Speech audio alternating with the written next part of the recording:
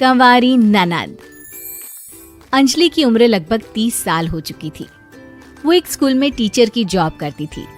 अंजलि के घर में उसकी माँ के अलावा उसका छोटा भाई और भाभी भी रहा करते थे। 30 साल की उम्र होने के बाद भी अंजलि की अब तक शादी नहीं हुई थी। इस बात को लेकर अंजलि की माँ रुक्मिणी देवी काफी परेशान रहा करती थी। माँ, मैं स्कूल जा रही हूँ, जरा मेरा टिफिन तो दे दीजिए। अब क्या पूरी जिंदगी मैं तुझे टिफिन बनाकर देती रहूंगी? अरे कुछ सोचा भी अपने बारे में या बस ऐसे ही? क्या माँ, सुबह सुबह फिर वही बातें लेकर बैठ गई। माँ गलत क्या कह रही है अंजलि दीदी, इतनी उम्र हो चुकी है आपकी, माँ कब तक आपकी सेवा करती रहेंगी? भाभी, मैंने माँ को कब कहा कि मेरी सेवा करो? वैसे भी अपना टिफिन मैं खुद तैयार कर लेती हूँ, बस टेबल से उठाकर देने को ही तो कहा था।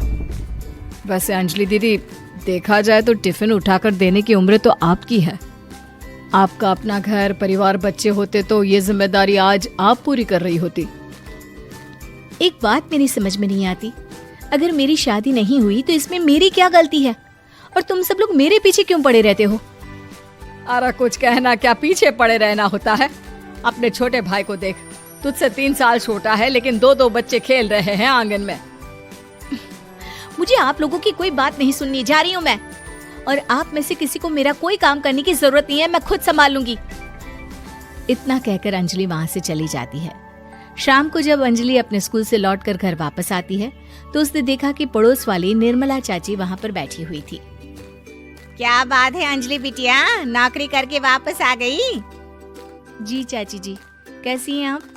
मैं तो ठीक हूँ बेटा, तुम बताओ शादी के बारे में कुछ सोचा या नहीं? अरे रहने दीजिए ना, इससे तो शादी की बात करना ही बेकार है। कुछ भी कहो तो गुस्सा करती है, बात बात पर आंखें दिखाती है। माँ, आप ऐसा क्यों कह रही है? मैंने कब आप पर गुस्सा किया? अरे अंजलि बेटा, तुम्हारी माँ ठीक ही तो कहती है। 30 की होने आई हो, अब तुम्हें भी शादी वादी कर लेनी चाहिए। चाची जी, आप तो ऐसे कह रही हैं जैसे शादी करने से मैंने मना किया हो। रहने दीजिए निर्मला चाची, हमारी अंजलि दीदी को अभी तक उनकी पसंद का दूल्हा नहीं मिला ना, इसीलिए वो शादी नहीं कर रही। भाभी, ऐसी कोई बात नहीं है।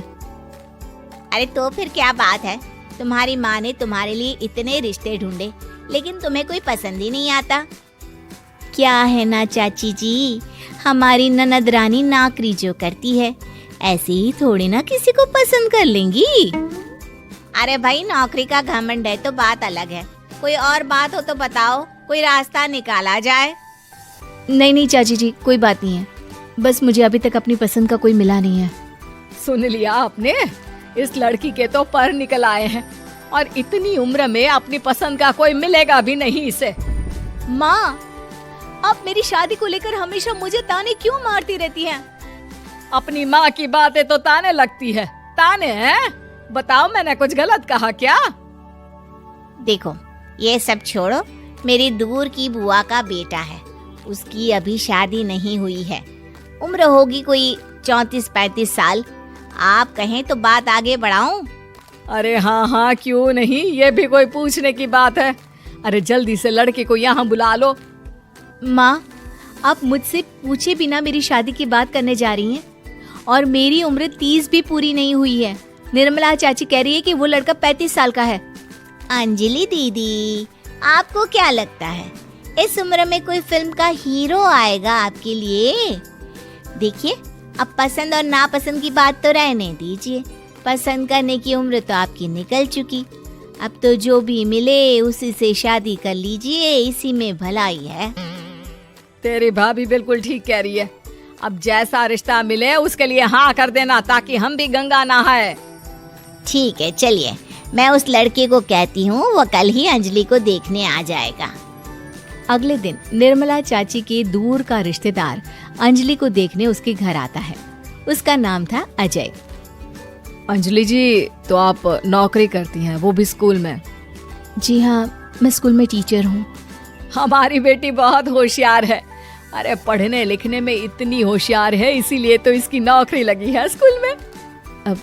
हाँ ठीक है आंटी जी, जरा मुझे भी तो बात करने दीजिए आपकी बेटी से। जी पूछिए ना, क्या पूछना चाहते हैं? अंजलि मैडम, ये तो बताइए कि आपने अभी तक शादी क्यों नहीं की? बस ऐसे ही, कहीं कोई रिश्ता पसंद नहीं आया इसलिए। लेकिन क्या मैं आपसे पूछ सकती हूँ कि आपने शादी क्यों नहीं की? अंजलि, क्या कर रही हो तुम? लड़कियों को इस तरह की बातें नहीं शोभा देती। रहने दीजिए आंटी जी, आपकी बेटी काफी पढ़ी लिखी है, मैं उनके सवाल का जवाब दे ही देता हूँ। वो क्या है ना, मुझे भी अभी तक अपनी पसंद की कोई लड़की नहीं मिली। अच्छा, कोई बात नहीं। वैसे आपकी तनख्वाह कितनी है? कितना कमा लेती है महीने का? जी यही कोई 25,000 महीने। बस 25,000? इतने से क्या होता है? इतने से तो आजकल घर भी नहीं चलता। आपके कहने का क्या मतलब है? अरे मैं तो ये सोच कर आया था कि नौकरी वाली लड़की है, आराम से 40,000 कमाती होगी। माफ कीजिएगा, आपका और मेरा रिश्ता नहीं हो सकता। जी कोई बात नहीं, मुझे भी आपके साथ शादी करने में कोई इंटरेस्ट नहीं है। अंजलि, किस तरह की बात कर रही हो? घर आए रिश्ते को ठुकरा रही हो तुम। दीदी, अब इस उम्र में आपको इतनी अकड़ नहीं दिखानी चाहिए। अच्छा खासा रिश्ता हाथ से निकल गया, कहीं ऐसा ना हो कि जिंदगी भर कुंवारी ही रह जाओ आप। कुछ दिन और ऐसे ही निकल जाते हैं और अंजलि की शादी कभी नहीं होती। अंजलि के परिवार वाले बिंदास उसे ताने मारते रहते हैं, लेकिन अंजलि एक बड़ी नौकरी की तैयारी करती है और उसमें सिलेक्ट होने के बाद अंजलि को एक बहुत बड़ी नौकरी मिल जाती है। अब तो दीदी के नखरे और भी ज्यादा बढ़ जाएंगे भाई। अब तो इतनी बड़ी नौकरी जो लगी है, अब इनकी शादी होने से रही। माँ, मुझे नौकरी के लिए दूसरे शहर जाना पड़ेगा। आप जानती हैं ये बहुत बड़ी जॉब है और इसमें पैसे भी बहुत ज्यादा मिलेंगे। अच्छा, कितने पैसे मिलेंगे बेटा? माँ, मुझे हर महीने 90,000 सैलरी मिलेगी। क्या? अरे वाह वाह, ये तो बहुत अच्छी बात है। लेकिन फायदा क्या? कितने भी पैसे मिले, शादी तो हुई नहीं ना तुम्हारी। अंजलि नौकरी करने के लिए दूसरे शहर में चली जाती है और जब कुछ महीनों के बाद वो वापस घर आती है तो उसे अपने पति के साथ देखकर उसके घर वाले हैरान रह जाते हैं। अरे अंजलि, तूने शादी कर ली और हमें बताया तक नहीं। और दामाद जी करते क्या है? इतनी बड़ी कार है उनकी। माँ, मैं आपको सब कुछ बताना चाहती थी, लेकिन आप सबके ताने सुनकर बहुत दुखी हो गई थी और इसलिए मैंने अपनी पसंद से शादी कर ली। मेरे पति मेरे साथ ही ऑफिस में नौकरी करते हैं और बहुत बड़े अफसर हैं। और एक बात बताऊं माँ, आज मैं बहुत खुश हूँ।